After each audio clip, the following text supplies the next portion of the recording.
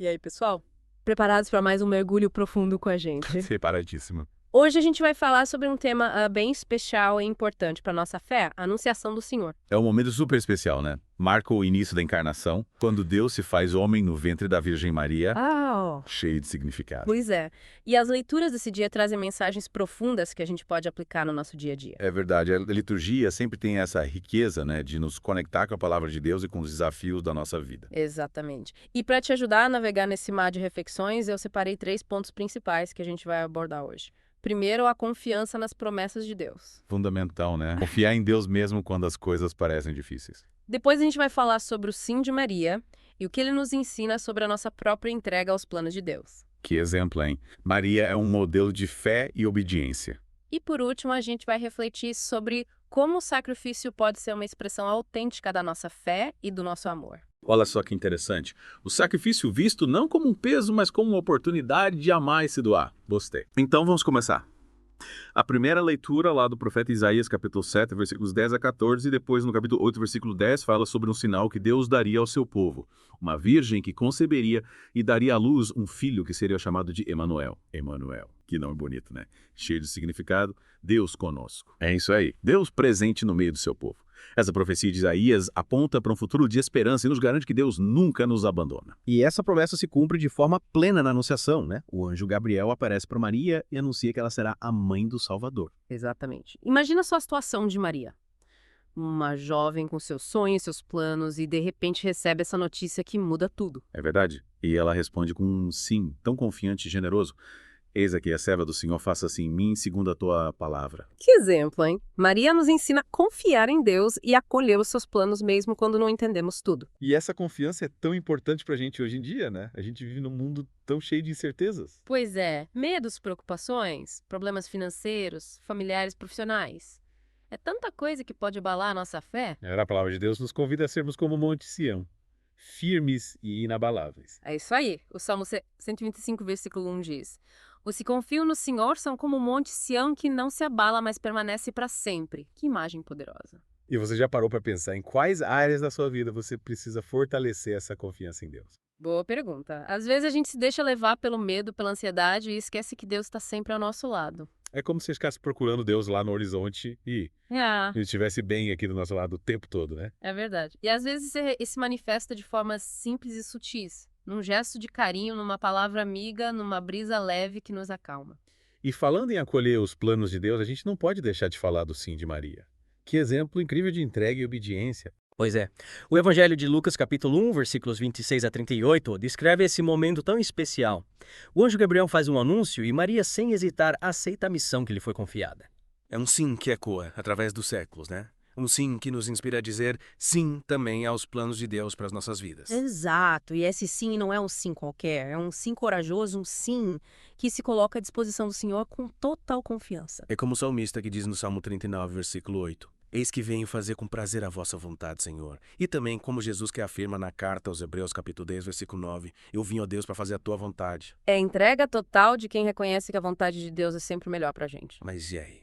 Como é que a gente coloca isso em prática na nossa vida? Será que a gente tem essa mesma exposição de Maria de dizer sim, sem medo, sem colocar sim ou mas? É um desafio e tanto, né? Muitas vezes a gente quer fazer a vontade de Deus, mas com o pé atrás, com medo das consequências. Ou então a gente coloca um monte de condições.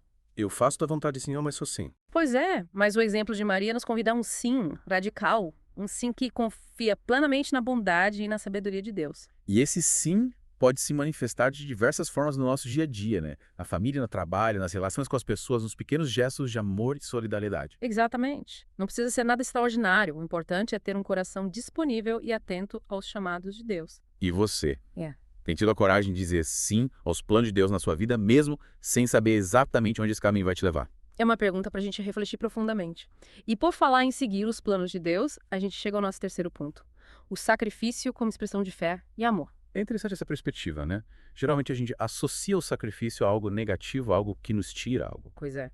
Mas a segunda leitura da carta aos Hebreus, capítulo 10, versículos 4 a 10, nos mostra que o sacrifício de Cristo é a maior prova de amor que já existiu. Jesus se entrega por livre e espontânea vontade para fazer a vontade do Pai. Ele se oferece como o Cordeiro de Deus que tira o pecado do mundo. E essa entrega de Jesus nos convida a repensar a nossa própria maneira de viver a fé, a fazer da nossa vida uma oferta agradável a Deus. É como se a gente dissesse: Senhor, eu me coloco à tua disposição. Usa a minha vida para realizar os teus planos. Exatamente. E essa oferta não precisa ser algo grandioso ou espetacular. Pode ser nos pequenos detalhes do dia a dia. Na paciência com o próximo, no perdão, nas pequenas renúncias que fazemos por amor. São atitudes que exigem de nós um certo despojamento, um sair de si mesmo para acolher o outro. E nesse sentido, o sacrifício se torna um ato de amor, um gesto concreto de doação e serviço. E você?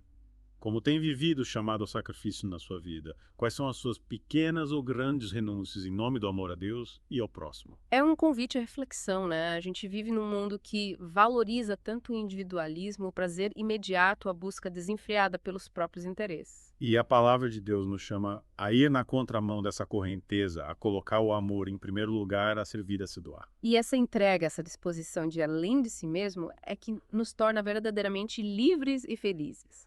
E a gente pode se inspirar no exemplo de tantos santos e santas que fizeram da sua vida um verdadeiro dom de amor a Deus e aos irmãos. É verdade. E como a gente viu, a Anunciação nos ensina que Deus conta com a nossa colaboração para realizar os seus planos de salvação. Assim como o sim de Maria foi fundamental para a encarnação, o nosso sim também é importante para que a obra de Deus continue a acontecer no mundo. É isso aí. Cada um de nós tem um papel a desempenhar na construção do reino de Deus. E para isso é preciso ter a coragem de dizer sim como Maria, de confiar nas promessas de Deus, de se entregar ao seu amor e de viver o sacrifício como uma expressão autêntica da nossa fé.